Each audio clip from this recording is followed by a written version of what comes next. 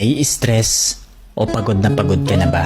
Gusto ko lang ipaalala sa'yo na kahit gaano ka ka-stress ngayon, wag na wag kang sumuko sa mga pangarap mo.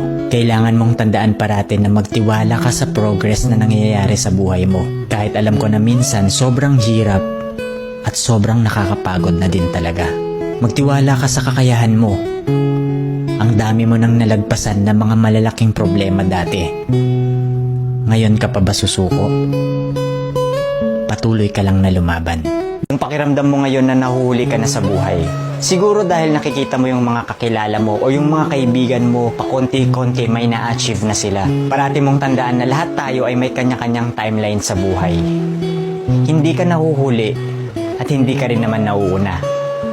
Kung nasaan ka man ngayon sa buhay mo, yan ang lesson at experience na kailangan mong pagdaanan ngayon. Lahat tayo ay may sariling kwento sa buhay na